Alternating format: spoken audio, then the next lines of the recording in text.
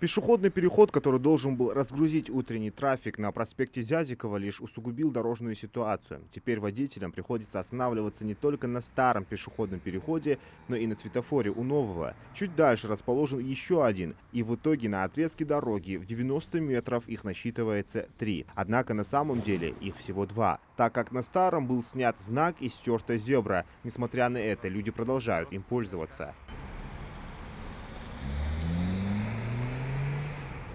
Новый пешеходный переход со светофором был установлен по просьбе жителей столицы. Они неоднократно обращались в местную администрацию с просьбой решить проблему утренних пробок на этом отрезке. О своей проблеме они рассказали Махмуду Али Калиматову в ходе прямой линии в декабре прошлого года. Глава субъекта дал поручение решить эту проблему в кратчайшие сроки. А мы взяли, поставили ограждение, сделали новый пешеход, уложили искусственную дорожную неровность.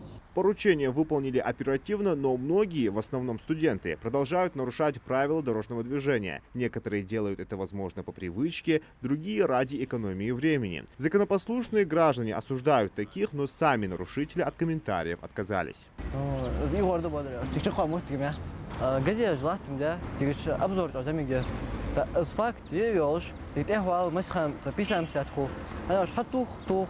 سكوك طبعا واقع برضو رياضة تلا دوق أحد تيجي تشابير خد حياة أده يعني شغل تيجي ستة فور ريال تيجي برضو ريال إناخ نو رياضة نياق ده شاربون باتش برضو ريال خوش تخلص أول برضو ريال مش خوش شو تكوك طبعا حباخته. Мы все помним, какие пробки создавались, когда пешеходный переход был один со стороны университета. Сейчас, конечно, намного удобнее и для водителей, и в принципе.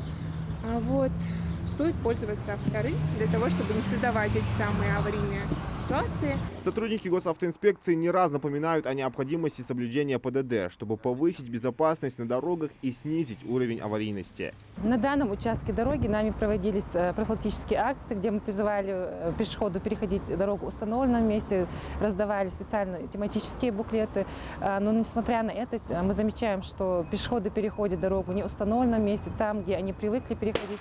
Они стремятся быстрее попасть на автобусную остановку, тем самым переходят дорогу в неположенном месте. В дальнейшем сотрудники госавтоинспекции планируют провести и рейдовые мероприятия, где нарушители будут подвергаться административному воздействию, то есть те пешеходы, которые переходят дорогу в неположенном месте, будут штрафоваться. Нарушителям грозит штраф за переход в неположенном месте в размере 500 рублей. Но в данном случае, так как они дополнительно создают помехи в движении транспортных средств, то наказание становится более суровым. Зелимхан Калоев, Адам Гулоев, Сулейман Костоев, Магаз 24.